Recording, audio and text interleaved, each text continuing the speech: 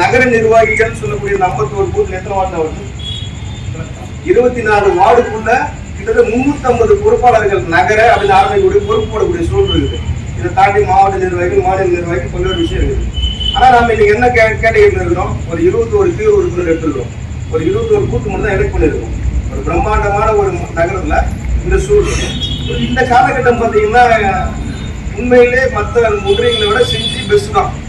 சிலவங்க முன்ன பண்ண போயிருந்தாலும் செஞ்சு பெஸ்ட் தான். இவங்க அமைப்பு ரீதியா பலமான நகரம் சுற்றி வந்து அமைப்பு ரீதியா மற்ற மண்டலங்களை காட்டிலும் எப்பவுமே பலமா இருக்கக்கூடிய ஒரு நகரம். இந்த தொழில் வந்து ஒட்டுமொத்த கட்சியிலுமே இருக்கு.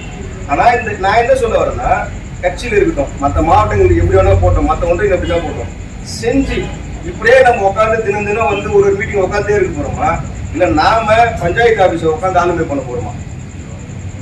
ரெண்டே கேள்வி தானே. பஞ்சாயத்து ஆபீஸ் உட்காந்து நீங்க ஆளுமை பண்ணணும் அப்படின்னு நினைச்சீங்கன்னா அரசியல்ல உயிரை கொடுத்து செஞ்சிடணும். இங்க வந்து ஒன்றும் சாதாரண கோழி குண்டு விளையாட அரசியல் அதெல்லாம் கிடையாது. அழகுன்னு கொட்டம் போட்ட பிரிச்சடிங்க இருக்கக்கூடிய ஒரு நகரம். இங்க இருக்கிற நகரத்துல நம்ம எழுத்து அடிக்கணும் அப்படின்னு சொன்னா நமக்குள்ள முதல்ல கட்சியை பற்றிய புரிதலும், நமக்குள்ள ஒரு ஒற்றுமையும், தலைமை என்ன சொல்றதோ அதை அப்படியே சப்போர்ட் பண்ணுவோம் இருந்தா மட்டும்தான் இவங்க எழுத்து நிற்க முடியும் இல்லையா? அப்படி நம்ம கிட்ட இருக்கு. ஆனா நடுவில் கொஞ்சம் கேப் விடுவோம் அப்படிதானே. இந்த முறை ஏதோ கேப் இப்ப எங்க உறுப்பினர் சேர்த்த ஒரு 3-4 சூடாக மறுபடியும் பூத்து போடு, கமிட்டி போடு, அப்படி பண்றீங்க. எப்படிங்க செய்யறது? எனக்கு கூட அந்த சரி கொண்டு.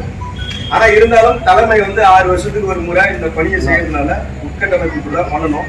ஸோ இந்த பணியில இங்க இருக்கக்கூடிய முன்னாடி இருக்கக்கூடிய நம்ம ஒன்றிய தலைவர் ராமண்ணா இருக்கட்டும், அன்பண்ணா இருக்கட்டும், இவங்களாகட்டும், ஏழுமண்ணா இருக்கட்டும், முன்ன இருக்கக்கூடிய மூத்த நிர்வாகிகள் இவங்க சொல்றத கேட்டு கொஞ்சம் ஒபே பண்ணி கொஞ்சம் முழு கிணறு வந்துட்டோம். இன்னொரு 5 பூத்து முடிச்சுட்டா ஒரு நகர தலைவரை தேர்ந்தெடுத்து மீண்டும் ராமண்ணே நகர தலைவராக இல்ல உங்கள யாராவது நகர தலைவர் வரணும்னு நினைச்சு ஒரு நகர தலைவர் நீங்க கொண்டு வந்து கட்டமைப்பு வரணும்னு நினைச்சா இன்னும் 5 பூத்து குறைஞ்சபட்சம் முடிச்சாகும். அப்ப இவ்வளவு தாண்டி வந்து நீங்க இந்த 5க்கு கொஞ்சம் கூடுதல் உழைப்பை போட்டு அண்ணன் கூட செஞ்சு வேலையை முடிச்சுங்க. அப்ப இந்த முடிச்சிங்க அப்படின்னு சொன்னா வரக்கூடிய எம்எல்ஏ தேர்தலுக்கு முன்னாடி 1 வருஷத்துல இருந்து அதிகபட்சம் 1.5 வருஷம். இந்த காலகட்டங்கள்ல இங்க இருந்து ஒரு தலைவர்களை உருவாக்கி நிறுத்தணும். உட்கட்சி தேர்தல் மட்டும் நம்ம உள்ளாட்சி தேர்தல் மட்டும் கொண்டு வர போறாங்க. அதிகபட்சம் 1.5 வருஷம் தான், ஒன்றும் பெரிய டைம்லாம் கிடையாது. நீங்க மறுபடியும் வரணும் அப்படின்னு சொன்னாங்க நாம இந்த கட்டமைப்பு தான். அண்ணா சொன்னபடி ஒரு கிளை தலைவர், திமுக அதிமுக கிளை தலைவர் கூட நம்மளை கம்பேர் பண்றோம். என்ன அவன்கிட்ட திறமை இருக்கலாம், நம்மகிட்ட ஒழுக்கம் நிறைய இருக்கும். அவன்கிட்ட ஒழுக்கம் இருக்காது, நம்மகிட்ட ஒழுக்கம் இருக்கும். கட்டுதுன்னு நம்ம கட்சி நிர்வாகிட்ட ஒழுக்கம் இருக்கும், அவன்கிட்ட ஒழுக்கம் இருக்காது, மீது எல்லாம் இருக்கும். அப்படிதானே? உண்மை தானே? எந்த திமுக கிளை செயலாளர் ஒழுக்கம் இருக்குன்னு நினைக்கிறீங்களா? கண்டிப்பா கிடையாது. ஆனா நம்ம ஆளுங்கிட்ட ஒழுக்கம் இருக்கும், தனி மனித ஒழுக்கம் இருக்கும், கட்சி ஒழுக்கம் எல்லாமே இருக்கு. அப்ப இந்த முறை எந்த ஒரு கட்சி மேல ஆட்சி அமைக்கணும் அப்படின்னு நினைச்சாலுமே கிளை பலமா இருந்தா மட்டும்தானே நடக்கும். நீங்க திமுக அதிமுக 2 பேரும் இங்க வந்து மோனோபோலி மாதிரி நான் தான் சொல்லி ஆடுறாங்க. காரணம் என்னன்னா அவங்க கிளை செயலாளர் எப்படி தெரியுமா இருக்கிறாங்கன்னா, ஒரு கிளை செயலாளர் ஒரு 5 தெரு இருக்குன்னு வச்சுக்குவாங்க. அந்த கிளையில 5 தெருல ஒரு ஆள் வச்சிருக்காங்க. அவனுக்கு வேலை என்ன தெரியுமா? காலையில் தூங்கி ஏஞ்சி வந்தோடனே அந்த கிளை செயலாளர் பார்த்து இந்த வீட்டுல ஒரு கல்யாணம் நடக்குது, இந்த வீட்டுல ஒருத்தர் செத்துட்டாரு, இந்த வீட்டுல ஒரு பொண்ணு வந்து கல்யாணம் பண்ணிக்கிச்சு, ஒரு பொண்ணு காலேஜ் படிக்க போயிடுச்சு, ஒரு வீட்டுல பள்ளம் ஓடுறாங்க ரோட்டு வாசல்ல, இப்படின்ற குறைஞ்சபட்ச அப்டேட்டை காலையில் ஒரு முறை சந்திச்சுடுவாங்க. சாயங்காலம் ஒரு முறை அந்த டீ கடையை ஏதோ ஒரு இடத்துல சந்திப்பாங்க. சந்திச்சு என்ன பண்ணுவாங்க, இந்த இடத்துல நடந்தாங்க சொல்லுவாங்க. இந்த தகவலை சேகரிச்சுட்டா இந்த கிளை செயலாளர் என்ன பண்ணுவாரு, ஒன்றிய செயலாளருக்கு தகவல் கொடுப்பாரு. ஸோ அந்த கட்டமைப்பு எங்கிருந்து வருது? ஒரு தெருவுலையும் ஆக்டிவான அது இருக்கிறதுனால வருது. இதுதான் நம்ம பிஜேபி எதிர்பார்க்குறோம். நம்ம இன்னும் டெப்தா போறாங்க.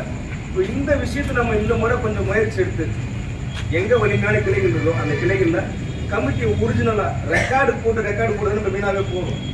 சும்மா பக்கங்கள் ஃபில் பண்ணி கொடுத்துட்டா நமக்கு விட்டுருவோம். நிறைய விஷயத்த ஃபாலோ பண்ண ஆரம்பிக்கணும்னு சொல்லுது தலைமை.